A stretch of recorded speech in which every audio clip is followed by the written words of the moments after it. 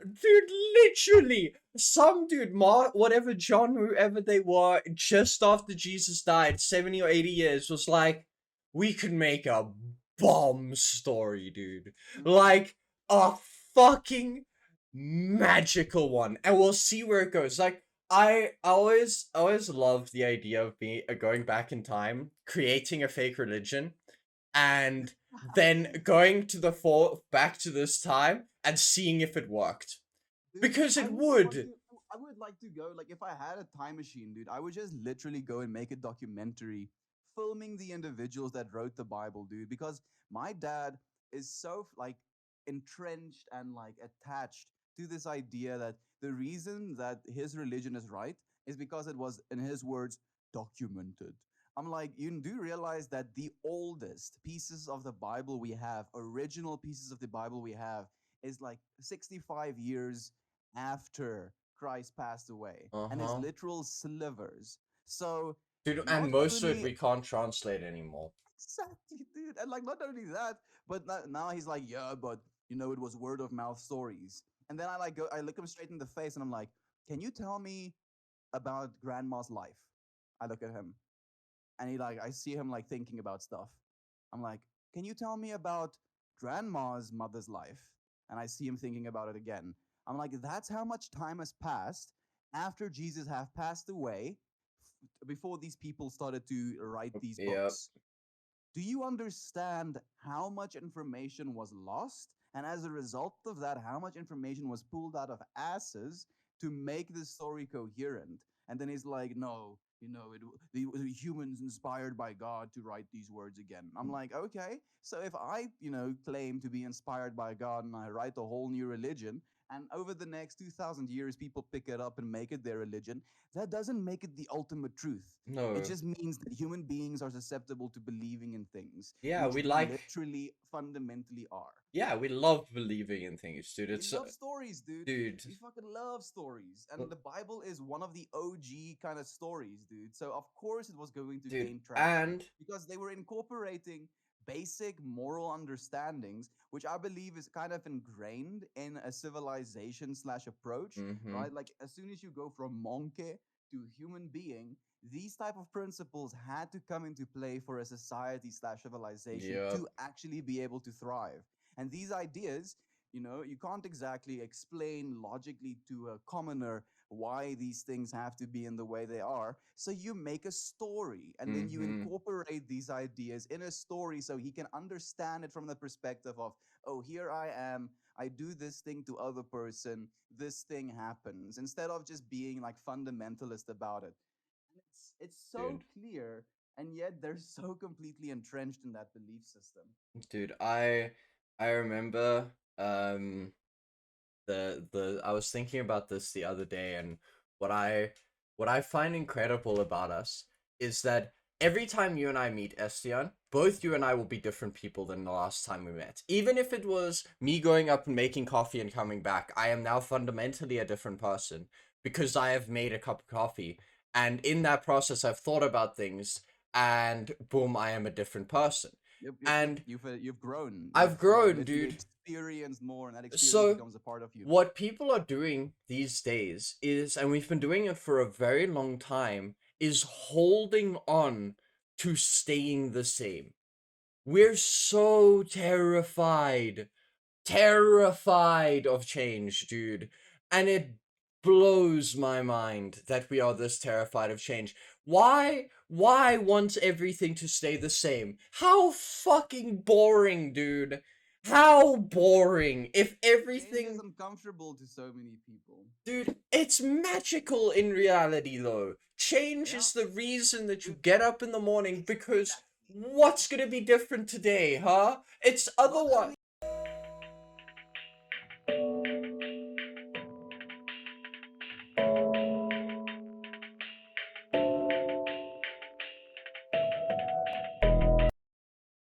It's really fucking freaky. being a human being. Is hard. Dude, It's it's fucking difficult, man. it's fuck hard, bro. But in the same vein, uh I can't help myself from just smiling every time I think about life. Like I don't know if you've seen my profile picture I have on WhatsApp recently with the jacaranda trees. Let me Um, check quickly. and it's taken literally Oh, from my porch. Like from my porch, looking at the two jacaranda trees. And every time I get outside, I'm like, bro, that's a purple tree. Where the fuck do yeah, you see a dude. purple tree? Fucking purple trees, man. Like, Dude, and it's technically an invasive species slash non-native, but it's so freaking gorgeous, dude. Like, I actually saw a jacaranda tree yesterday as well. Like, I saw Adam. yeah. It was quite a trip, dude. And like, we actually, you talked a little bit about the whole thing that happened there. Like, essentially, the stuff that was happening is this initiative to try and get like the cannabis industry slash hemp industry really full fledged right now in South Africa. And like, you still need licenses to grow hemp plants, dude. Like, freaking hemp Hemp. plants. Dude. And even if you get a license, you're allowed to grow like 1 hectare of freaking hemp. And we have 50 hectares of irrigated soil that's like underneath pivots.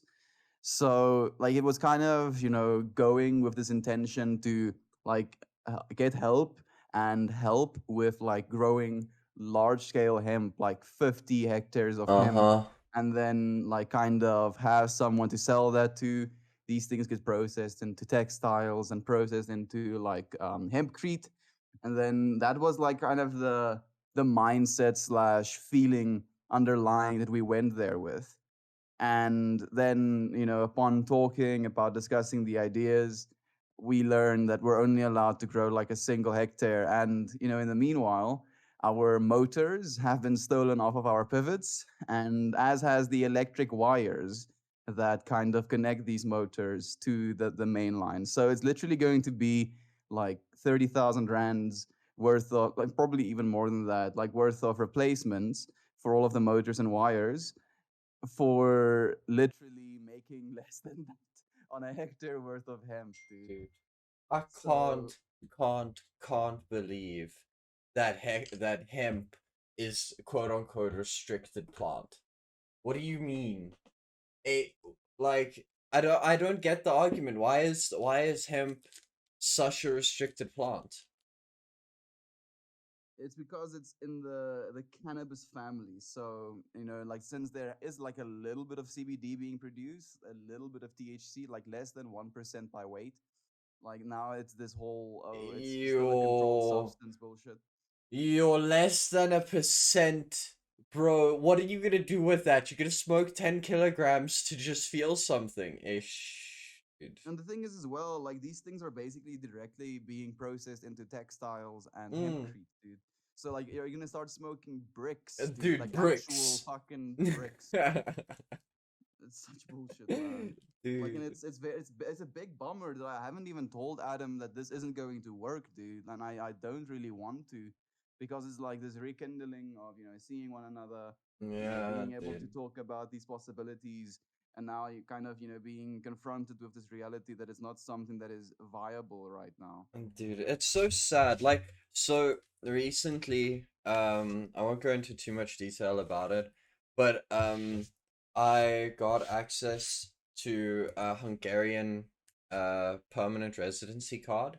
So Oh, according to the Hungarian, I don't know, the government of Hungary, I am a permanent resident there.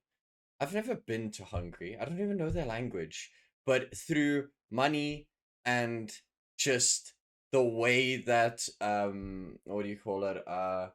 Like immigration works these days, you don't need to. Like there's these fundamentally fucked up rules that I just don't understand. Like borders, dude. So I have a card that says I'm allowed to go to a certain place on the planet um without me like I'm no different than the person I was 10 minutes ago, 20 or like 2 hours or a week ago when I got that card.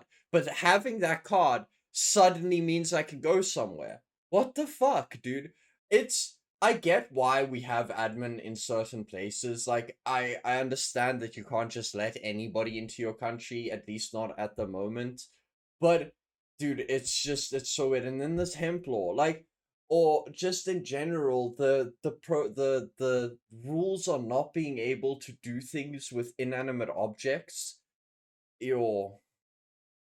Yo, we've gotten bad, dude. It's it's kind of frustrating, man. Like, and it's especially as you're saying, like with money as well. I don't know if you saw my status, Mm-mm. like that I posted recently, but it's basically this. Let me read it. Like I don't know if you're recording already, Oh, I but it have been for basically a goes: while. the That's fine. problem with capitalism is that if you aren't born into wealth, your only capital is your labor.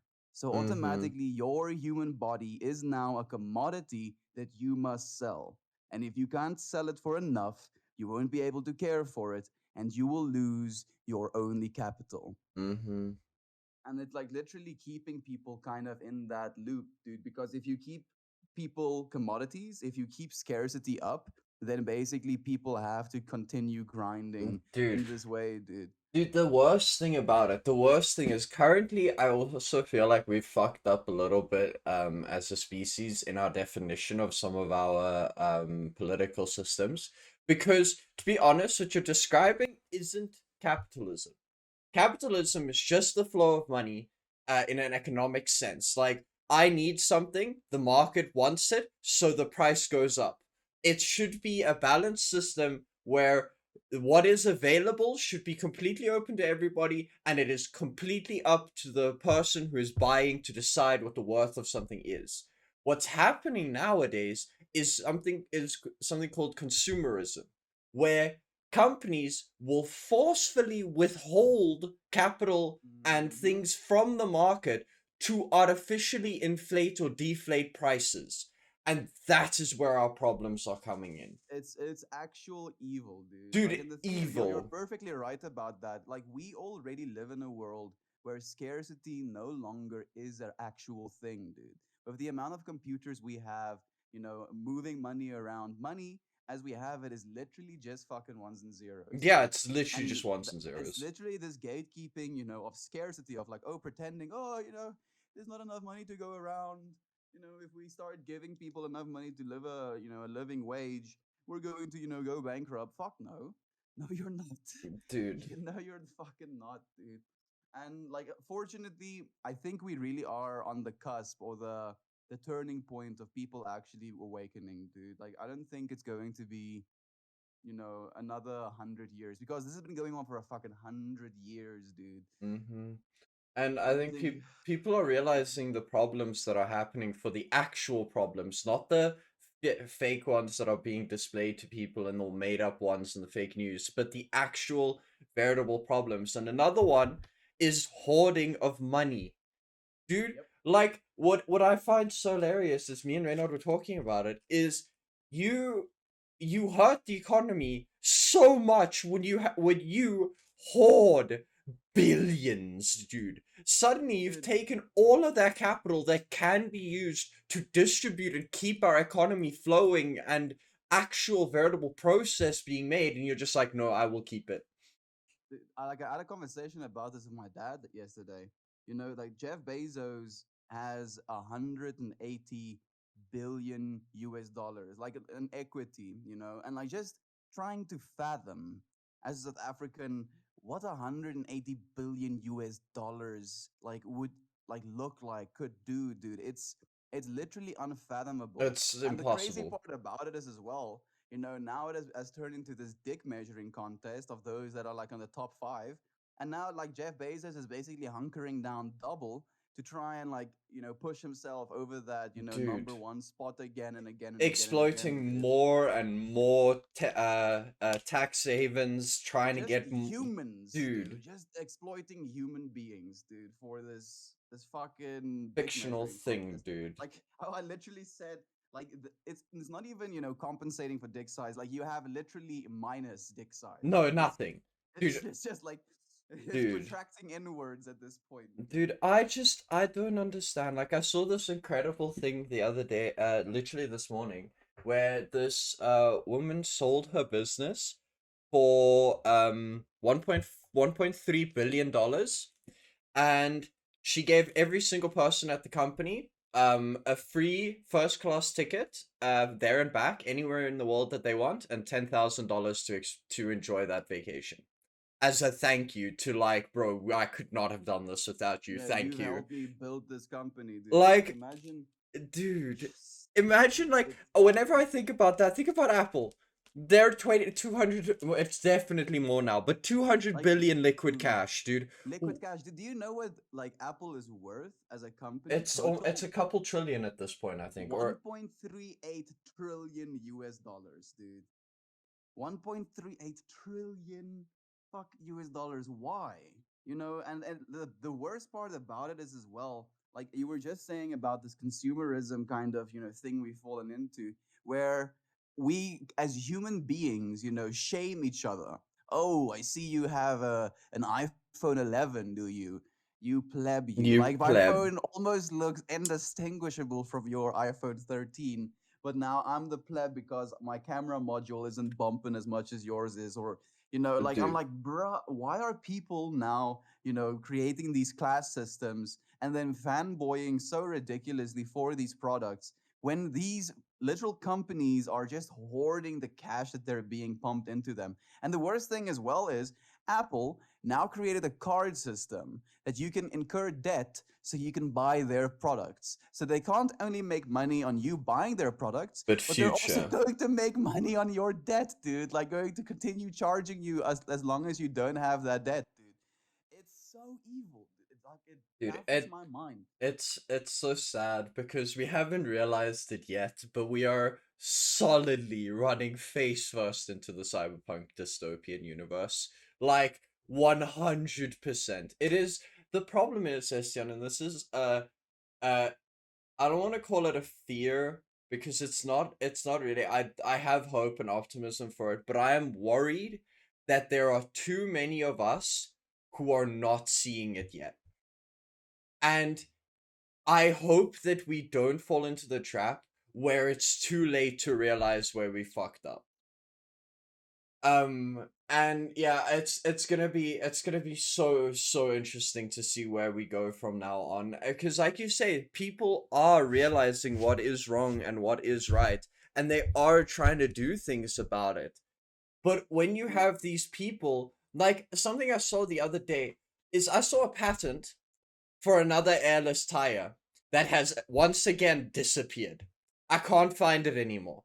I And don't know if you know, dude, but my dad is actually one of the initial investors on the airless tire patent, dude. And it's been, I think, something like 15 years since he invested in that. dude, And it's just this bullshit. it's not gonna happen. That Sasol and all those places have too much money to be like, we don't want that there. The oil is keeping us alive. Fuck you, you're not doing this. Like, Yeah, I, we want to keep making tires and selling tires. If dude, your tires keep getting, burst or fucked up or like, like worn down, then you have to buy more tires. dude, it's so bad how far we've fallen for things. And the problem is this, a continuous idea that we need more money is, I think, what is inevitably going to cause us to die. Because greed is infinite and money is infinite. So what happens when you shove those together? You get infinite greed. You get something that somebody can aspire to have more for the rest of their life, and they will never have enough. Yeah, there's never a point at which they're like, "Oh yes, I have it now," because no, and that's literally the personification of Jeff Bezos, dude. That's exactly Dude, what he's about, dude. He's just like, "Yes, I what? want to get, I want to get a But few more so billions." I want to run a quick thought experiment with you. I don't know if I ever did this thought experiment with you, but let's say I walk into your house today and I walk up to you and I tell you, listen, tomorrow this $5 million that I'm going to give you will be gone in cash form. You can spend it on anything you want. You can't invest it. You can't save it. You have to blow it and go. Just 5 million attempt. US dollars. Yeah. Attempt to blow 5 million US dollars very quickly. Like I actually would be able to because I would just kind of install like a complete solar array over our Loskop Dam, like one of our closed bodies of water that, serve like basic water needs for like Groblersdal, dude. And then you basically, double on the fact that you're producing electricity, which I can technically sell as a commodity, and I would, be saving water as well from evaporation. And technically, the evaporation that does happen would keep my solar panels cool, upping their efficiency. And South Africa is a high Yeah, sunlight area as well. So, like, with $5 million, that's basically what I would do if I had it right now. that is a beautiful thing to do, and you're the first person that's ever been like, yeah, I'm gonna do something nice with it. Um, but let's say I wanna continue the thought experiment because you've proven something to me which is quite insane. But I want to now prove something else to you. If you take that $5 million and you start buying nice things, let's say you don't do the humanitarian thing and you don't actually spend it on something that could benefit humanity and you just blow it on yourself. You start spending money. You could buy, like, the problem is at one point it just gets useless amounts of money. You could buy the best computer you could ever afford for 100,000 US dollars and never ever need another one. You could buy a quantum computer pretty much for that price. Be done with it, and even wouldn't cost you that much. It would be $10,000 would be what you'd spend on the best computer in the world. Buy yourself the nicest clothes you could possibly buy. I don't know, 100,000 to 200,000 US dollars. Buy yourself a couple cars. Say that's another 500 to $600,000. You've just hit $1 million. You now buy yourself a really nice house, $2 million. Now you have $2 more million on random shit to blow. At one point, I got to that and I had something like 500,000 US dollars left, and I had everything I wanted, everything.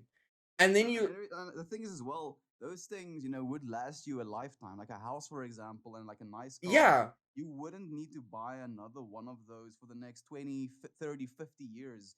And yet people are. with 5 million US dollars, just 5 million US dollars. I know it's a lot of money, and most people will never get to it.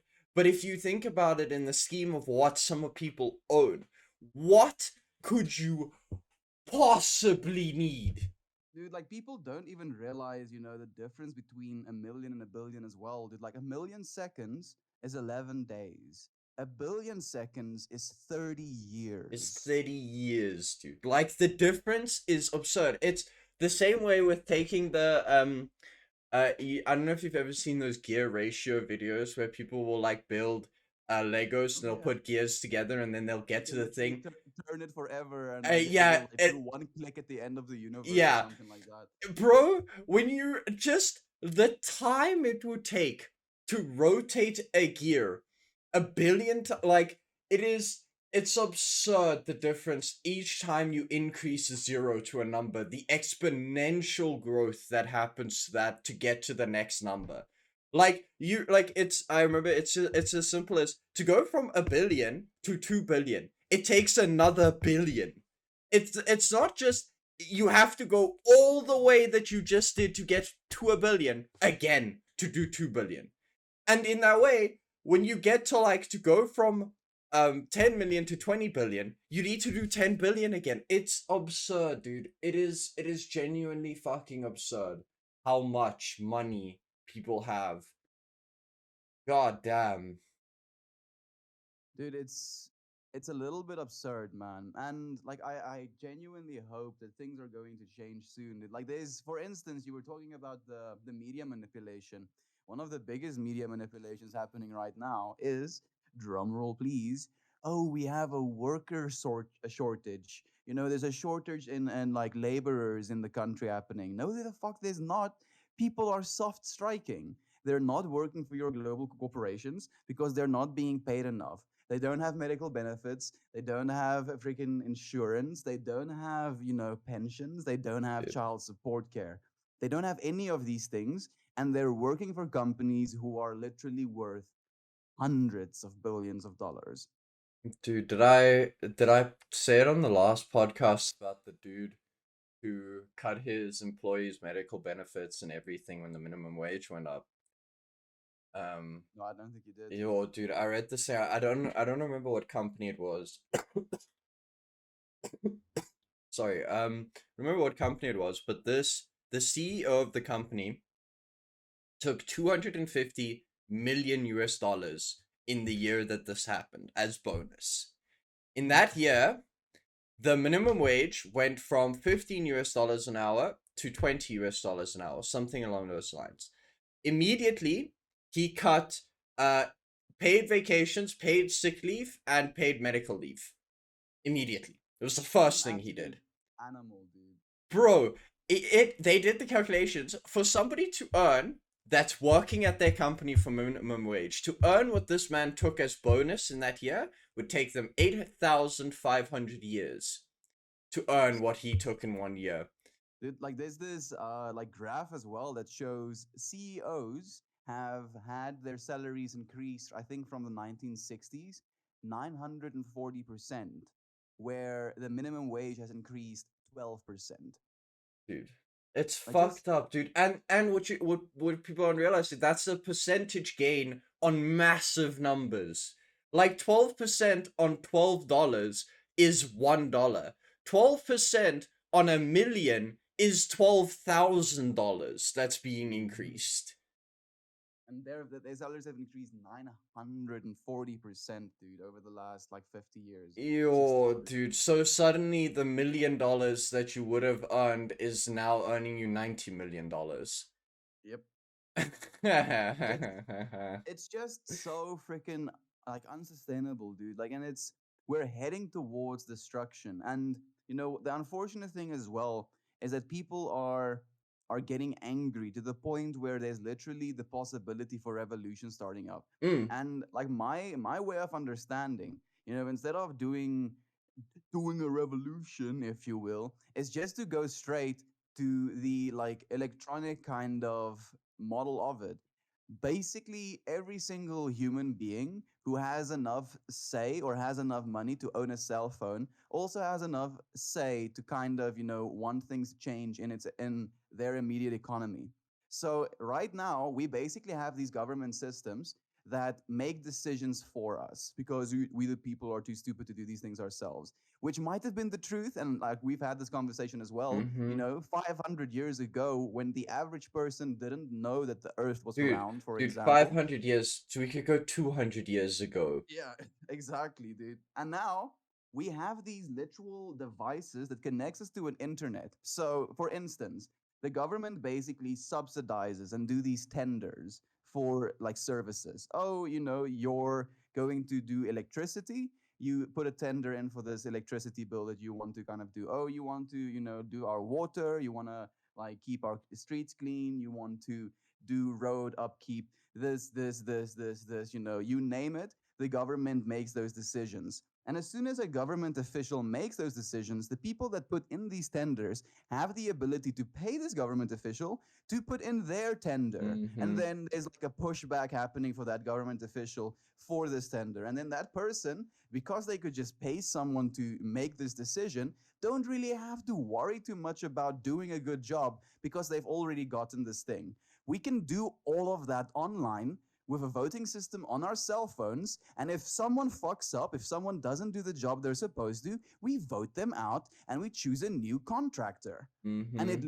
it could literally be like real time, dude. Human beings making decisions for human beings, not these freaking like 1% Dude, people that aren't being even affected by the decisions they're making most of the time for the majority of us. Like dude, it's it's what's like I feel the government knows this as well, dude. They're so painfully aware of the fact, and now they're just like clamoring, dude. Dude, it's what's also incredible and what people don't realize is someone will step in to do the thing if you're willing to pay for it. You don't need a government in the middle to be like, okay, do this, do this, do this. If somebody wants to do something, if somebody wants to build an area or build something, they're willing to pay somebody else to do it because fuck it, they're not going to do it themselves. And because of that, we have this flow and this entire ecosystem that can happen when people properly understand. And the big thing that also needs to happen is people need to stop fucking each other over. That's going to be a big step that's going to need to be taken when people stop cheating because selfishness wants them to be and have more than somebody else. And I was talking to Reynard about this as well. I think that it would completely almost disappear when you give everybody a base income. Because in my mind, you there are people that are greedy by nature. I agree. But most of the time, what happens is people start out either with nothing or with a very low amount and then start working. And because they had very little, they wanted something more really badly. And then when they get to the next step and they suddenly want more because it's all they know, you don't know where to stop because nowhere in your life were you told that's enough. But if I know that I don't need to work to just keep myself alive, but I get food, water, and shelter as a base living standard. I don't almost need to do anything for that. All I need to do is give my knowledge and experience back into the community in some way or form for extra income. Exactly, dude. And that's the thing as well, dude. Like I guarantee you, and this is something that a lot of people are going to try and put against this like system of universal basic income as well. There are going to people that are going to be like just like away. Now I'm just going to chillax for the rest of my existence. Great, Even dude. though I don't believe it's like really sustainable because even those people realize at some point that this is not what I want to be doing anymore. Dude, But exactly. the people that want to, continue bettering their lives, that want to, not just live in a basic house, eat basic food, and have like basic commodities. They want to have like an upgraded living standard, not money, living standards. Then they can kind of put themselves out there and do what they want to do what they love to do, Dude.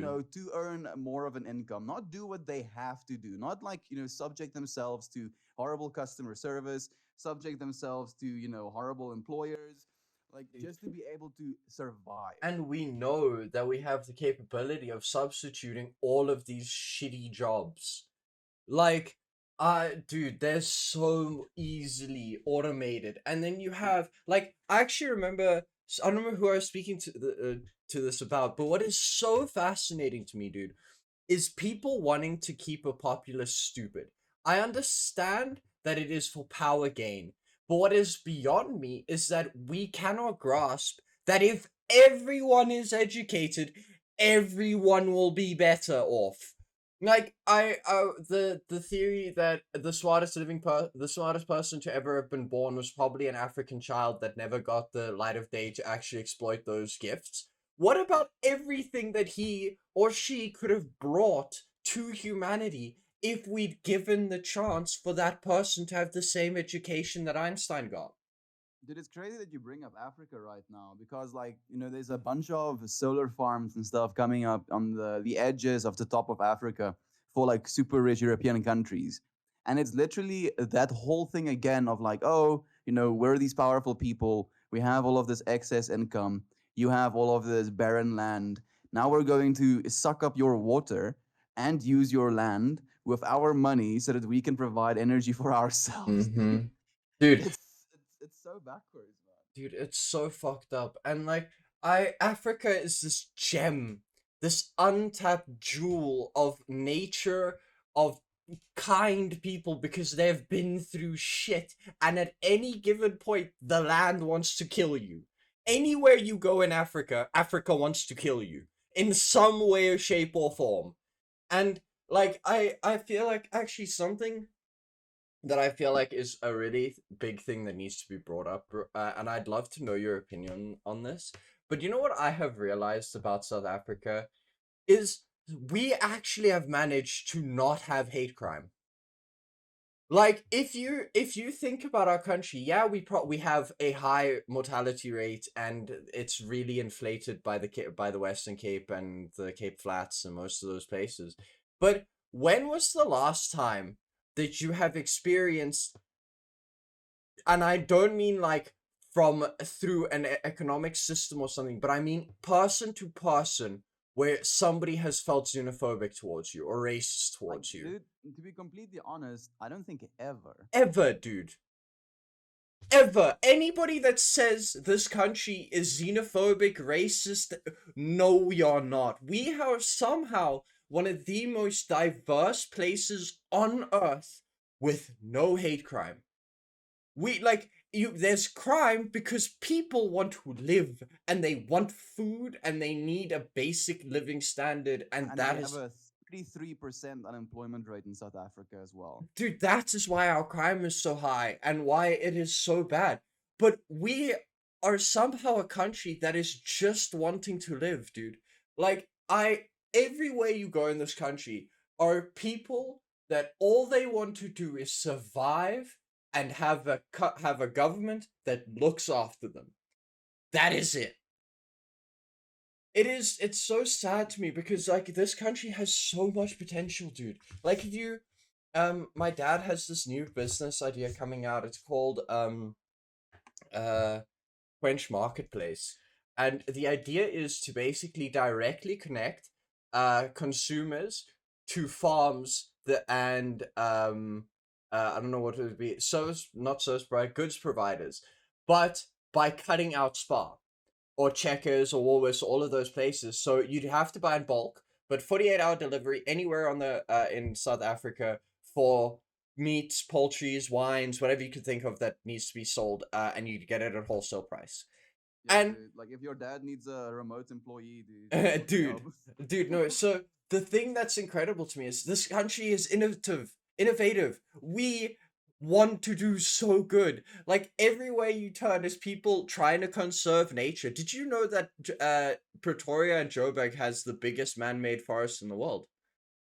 No, I didn't Yep. actually. We have the biggest man-made forest in the world. We have the most natural nature reservations, I think, in the world. We are also one of the leading um conservationists.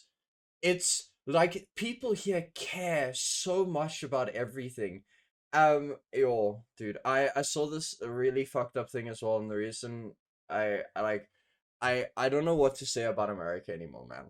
Like I know I don't want to sound like all Americans are this way, and it's really not all Americans. Like I have met some amazing people on these podcasts, but when I saw the headline that they found a guy in Illinois who was they found him on the road, half dead, with an IV line still in him and some heart rate monitors still stuck to him on the sidewalk because his medical insurance ran out and the hospital dragged him to the sidewalk, threw him on the sidewalk, and went away.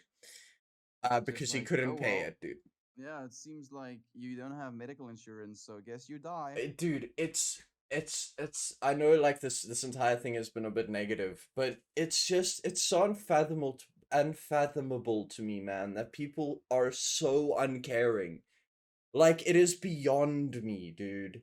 Where did we falter that it is okay to leave a man to die because he can't pay for his medical insurance?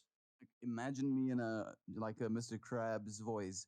Money. Money. I love money. So why did you build this restaurant, Mr. Krabs? Money. Mm, What do you hope to achieve with this restaurant? Money. The dude. fucking hospitals, dude. Oh, why are these hospitals here? Money. Money, dude. What do you hope to do? Money. Oh, you're Dude. not gonna save people? No, we make I money first. I And the re- worst part about it, dude, is the fact that it's almost like put on your tinfoil hats, folks at home. Like this whole what do you call it? Nutrition science. Basically, I've been telling people that oh, you should cut out saturated fats. You know, no animal fats, no butter. Eat vegetable oils instead. You know, sugar is supposed to be like a big part of your diet. Like you should get X amount of carbs. You should get this amount of protein and like as little amount of fat as possible. And then you just see the steady rise of Alzheimer's, you see the steady rise of stroke patients, the steady rise of like heart disease, of people becoming obese, needing medication to treat those things as well. And then, you know, hand in hand with it, there is this medical industry that is not subsidized by the government. They don't provide free healthcare to their people while like pumping these foods and then pretending like these foods are healthy alternatives while literally making people sick, dude. And then look at the whole like freaking mental health epidemic happening right now. no, People dude. just being, dude, like there was this article recently where like this freaking journalist, you know, wrote, with the rise of depression in our society today, we need a new antidepressant drug. and like just like the outrage of Ew, people being dude. like, we don't need better drugs, we need a better economy, we need to be able to like pay for our living, we need to be able to actually buy ourselves a house, dude. It's impossible to like, dude, I'm like considering my own position right now, like it literally feels like it won't be possible for me to buy a house for myself, dude. And like it's only getting worse, dude. And just that feeling of dread and being like, what the fuck? How is this? How am I going to? Like it Mm-hmm. literally drives me, dude. And like I would consider myself a happy, kind of uplifted person sometimes. It drives me to these feelings of self harm. Dude, it's bad and it's sad because the problem is people are ending in these jobs that they despise because there's been positions opened up just for the blatant fact that it's going to make money to do this thing. And you can't feel like you're helping in any way because you're not. You're all you're doing is giving some dude much money. That's it. People are getting angry about scalpers. Wait until they learn that your employers are buying you and then selling your labor for 4 to 5 times the price. Mhm. Nah, dude, it's such a system that's so fucked up, and it's been the thing is what I always find incredible is that I don't know how I feel about Joe Rogan at the moment. The man has some weird tendencies, but He's a uh, little bit erratic as of late. yeah, he's a little bit erratic. I won't discredit anything he says, and I won't credit anything he says, but there has been the one thing I heard recently from him that was just funny as fuck to me was he was like, just imagine that you brought a Washington George Washington from the original after he just signed the papers and you bring him to today, and you show him everything he had, that America has. He's talking about America in the sense. So I'll just paraphrase him. He's like, if you imagine you show him everything we have and everything we've done, and then he goes, "Yeah, cool. What did you guys add to the laws?" And we go, nothing. Just think about what he do, Wait, dude. He wrote, excuse me? excuse me, I wrote He that wrote it shit with a with a fucking feather feather. in the dark with candlelight. And you walk around with phones that cross the entire planet, and you added nothing. What, dude? Dude, like Nah. it's kind of absurd, man. Uh, Like, and it's, dude, like it kind of makes me think of the whole, and like, traditionalist conservative Christians, close your ears. The same thing of the Bible, dude. That's even dude, it's worse. worse, dude. Some dude fucking back in 2000 BC was Dude, or not literally in the equivalent of sitting in his mom's basement, dude, writing fan fiction. dude, literally, some dude, whatever John, whoever they were, just after Jesus died, 70 or 80 years, was like, we could make a bomb story, dude. Mm-hmm. Like, a fucking magical one. And we'll see where it goes. Like, I always loved the idea of going back in time, creating a fake religion, and then going to the back to this time and seeing if it worked Dude, because I it would want would. to. I would like to go. Like, if I had a time machine, dude, I would just literally go and make a documentary filming the individuals that wrote the Bible, dude. Because my dad is so like entrenched and like attached to this idea that the reason that his religion is right is because it was, in his words, documented. I'm like, you do realize that the oldest pieces of the Bible we have, original pieces of the Bible we have, is like 65 years after Christ passed away, Uh and it's huh. literal slivers. So Dude, and not most of it only we can't translate anymore. exactly, dude, and like not only that, but now he's like, yeah, but it was word of mouth stories. And then I look him straight in the face, and I'm like, can you tell me about grandma's life? I look at him, and I see him like thinking about stuff. I'm like, can you tell me about grandma's mother's life? And I see him thinking about it again. I'm like, that's how much time has passed after Jesus have passed away, before these people started to write these Yep. books. Do you understand how much information was lost? And as a result of that, how much information was pulled out of asses to make this story coherent? And then he's like, no, the humans inspired by God to write these words again. I'm like, okay, so if I, claim to be inspired by God and I write a whole new religion, and over the next 2000 years people pick it up and make it their religion, that doesn't make it the ultimate truth. It No. just means that human beings are susceptible to believing in things, Yeah, which we we like. literally fundamentally are. Yeah, we love believing in things, dude. We It's love stories, dude. dude. We fucking love stories. uh, And the Bible is one of the OG kind of stories, dude. So, of course, it was going to Dude, gain traction and because they were incorporating basic moral understandings, which I believe is kind of ingrained in a civilization slash approach, mm-hmm. right? Like, as soon as you go from monkey to human being, these type of principles had to come into play for a society slash civilization Yep. to actually be able to thrive. And these ideas, you can't exactly explain logically to a commoner why these things have to be in the way they are. So you make a story and then you Mm-hmm. incorporate these ideas in a story so he can understand it from the perspective of, oh, here I am. I do this thing to other person. This thing happens, instead of just being like fundamentalist about it. And it's so Dude. clear, and yet they're so completely entrenched in that belief system. Dude, I remember the I was thinking about this the other day, and what I what I find incredible about us is that every time you and I meet Estian, both you and I will be different people than the last time we met. Even if it was me going up and making coffee and coming back, I am now fundamentally a different person because I have made a cup of coffee, and in that process I've thought about things, and boom, I am a different person. And You've grown. I've You've grown, literally dude. experienced more, and that experience So becomes a part of you. what people are doing these days is, and we've been doing it for a very long time, is holding on to staying the same. We're so terrified of change, dude. And it blows my mind that we are this terrified of change. Why want everything to stay the same? How fucking boring, dude. How boring. If Change is everything. uncomfortable to so many people. Dude, it's magical in reality, though. Change Yeah, is the reason that you dude, get up in the morning because exactly. what's gonna be different today, huh? It's Not otherwise. only that, dude, but like you're getting up in the morning so that you can have a change from laying down. So, like, Dude, literally, the actual act of putting your feet on the ground, you have changed something. And dude. like, it makes me think. Like, I had this conversation with my dad yesterday. Like, the car ride, the 2 hour car ride back went like so fast because we were arguing for the whole of it.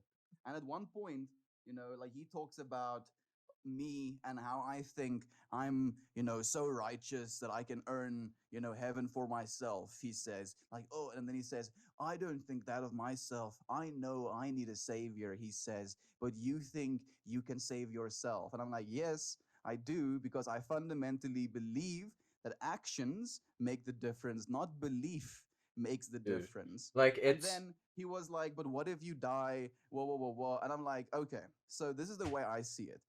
Right now, we are in this moment.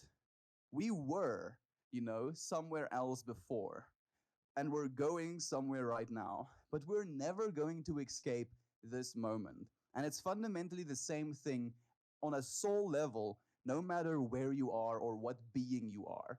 If you Mm-hmm. die, you are still going to be in this moment. And if you choose to live in this moment in separation of God, you're going to be in this moment separate from God. And that sensation of being separate from God, be it like our belief system of understanding we are fundamentally always a part of God, part and parcel to God, as God is a part of us. You cannot be separate from it. And that's just the understanding that we have taken up. We don't need this external thing to give us this godness. And he's like, Dude. nope, can't Dude. be. Like, what Dude, I find very incredible, and this is, I think, what the Christian belief is fundamentally, is that God is different than the universe. That is God the is like my difference. dad literally said this yesterday as well. Like, God created the universe and is apart from it. I'm like, okay, then where is the universe contained? And he's like, And I'm like, okay, and where is God? So there is this one thing that is God, and then there's one thing that is universe. So there are two things within the all. And then I like see him kind of like also try and come to terms with this. Like there is absolutely no separation, dude. Dude. Like if God is anything, it would be the bubble containing smaller bubbles, dude. The largest set of infinity containing all of the other sets of infinity. And there are many sets of infinity. That is, do you know what was the first realization I think that makes or that really solidified that change is inevitable and we are grasping at like straws for what reality really is was the first DMT trip, dude. When you suddenly see everything else that is out there, and I mean like a glimpse, like somebody goes open closed in this, and your brain goes, whoa, what the fuck? Whoa, whoa, whoa, whoa, whoa, what the fuck just happened? And in that moment, that sudden realization of what we think our universe is a tiny representation of what it actually is.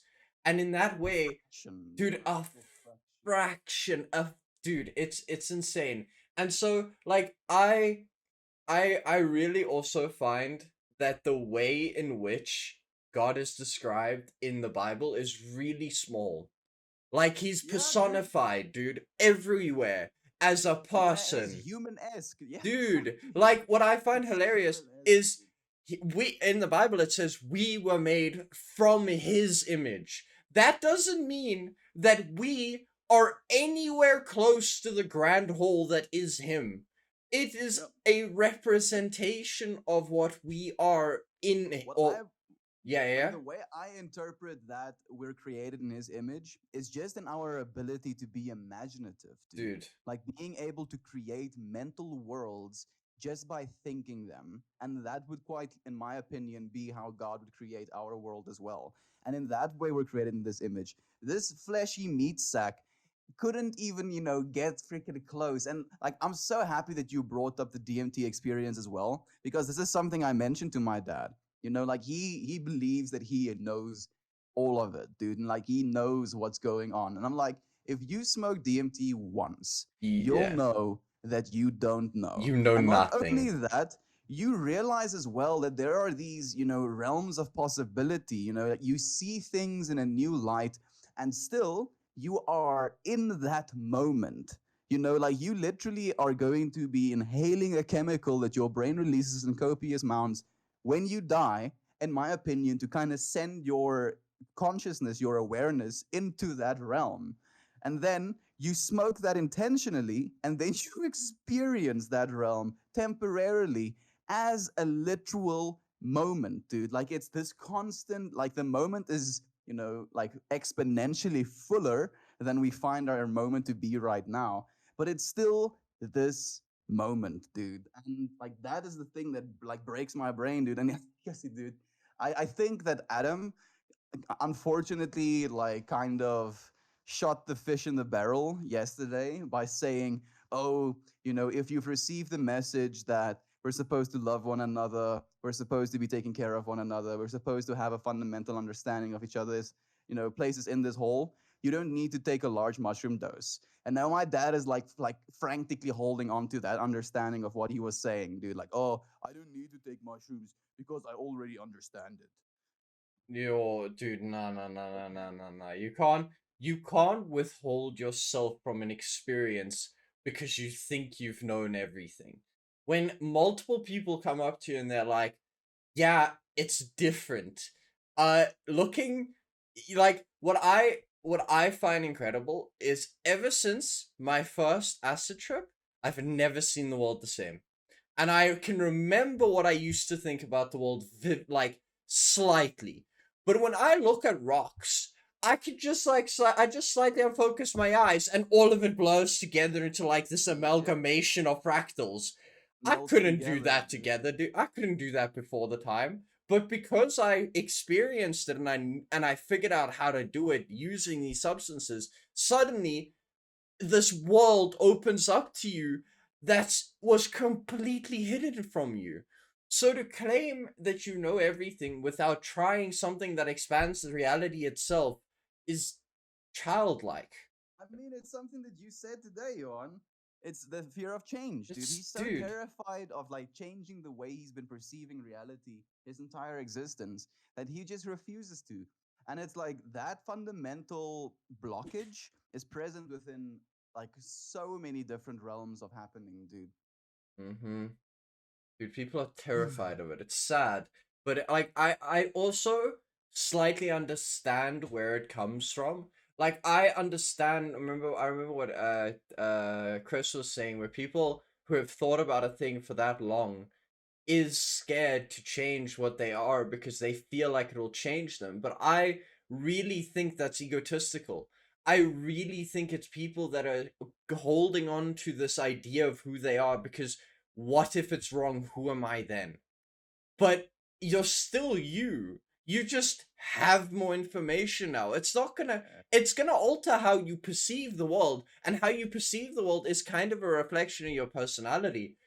But it's Which is a good still thing as well. It's you, good to dude. change your perception of Dude. reality. Like it's not even a bad thing. Like if like I made the suggestion or the thought experiment to him as well. Like instead of just thinking of it as a psychedelic experience, let's talk about skydiving. You know, I have the skydiving Yo, dude. experience, and it's this absolutely thrilling, like heart opening, absolutely like, contemplating your own potential death and also being aware that you have this potential to have like a parachute that's going to save your life. And like this experience can be completely beautiful and amazing.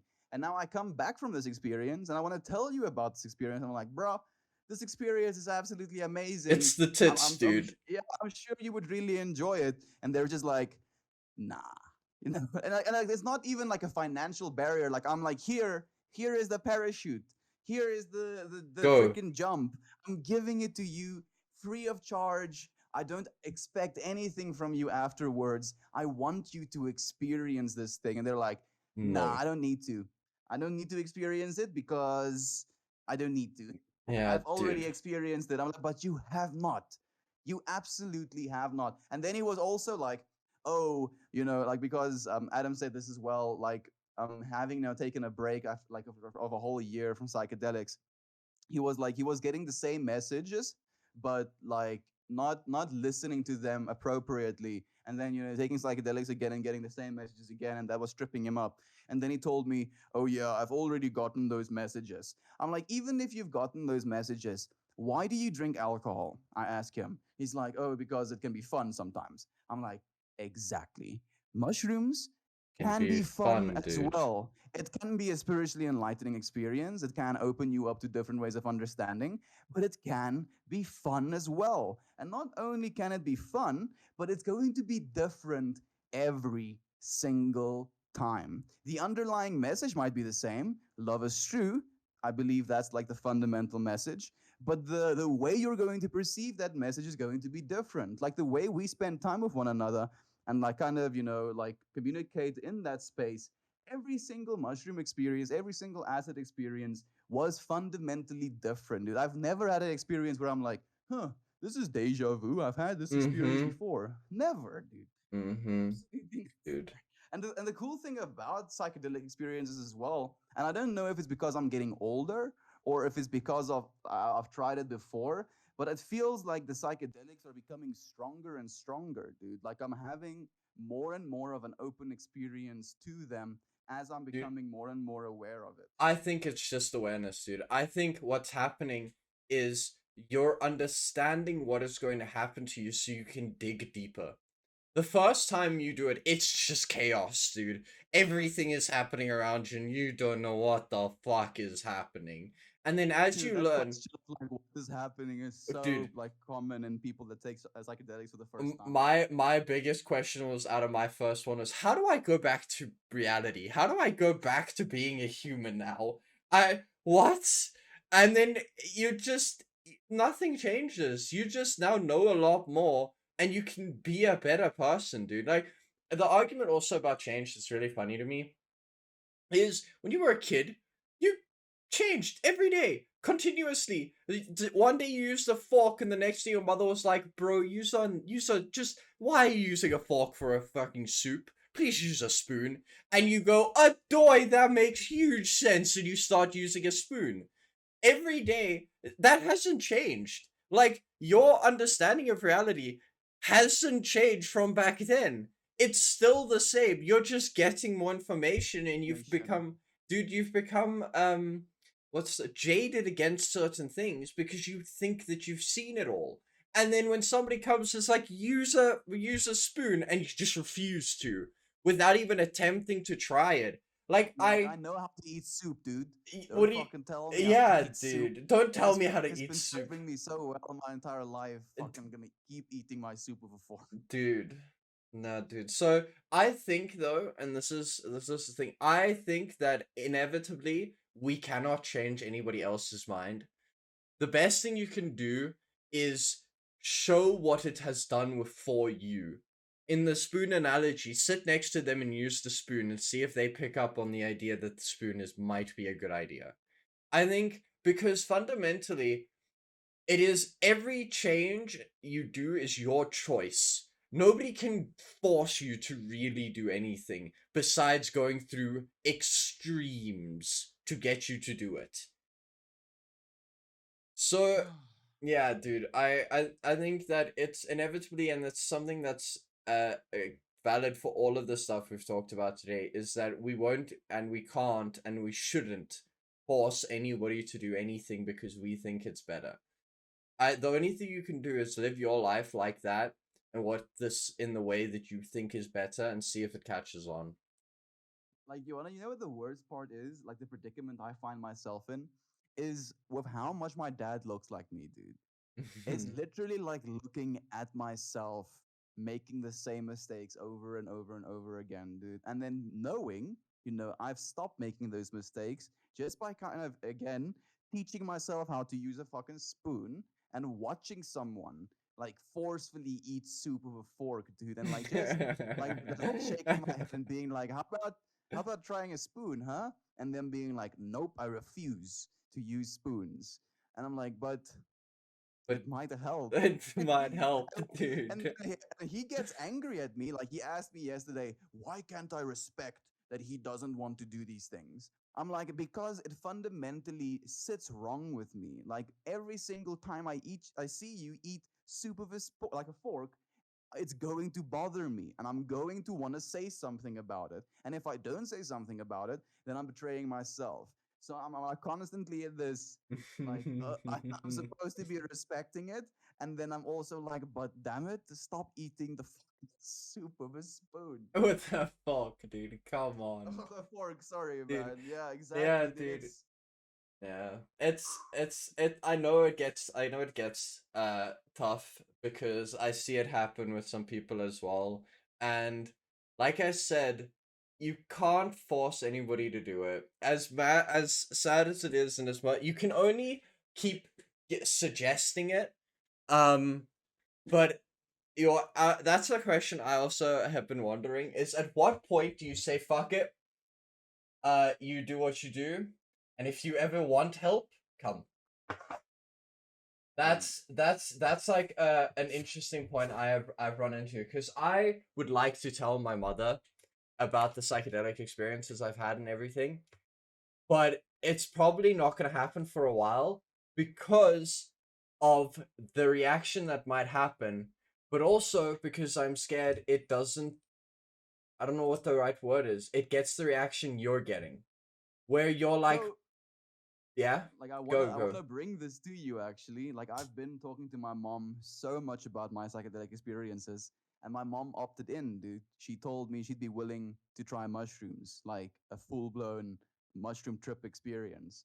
So just like Dude. having that information, knowing that she's willing to, and like I hope, dude, I genuinely hope that after taking my mom through that experience, that she'll talk to my dad about this, dude.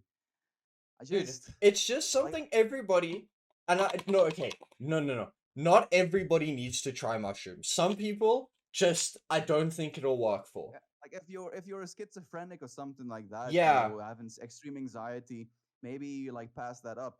But like to quote good old Terence McKenna, he goes as far as to say that the psychedelic experience is as essential to our humanness as having sex, having children, eating a meal, exercising and building Dude. yourself up, learning new things. It's quite literally like fundamental to our existences slash to our human experience to understand and see these type of things, dude. Like, and my argument is, let's talk about a Christian God.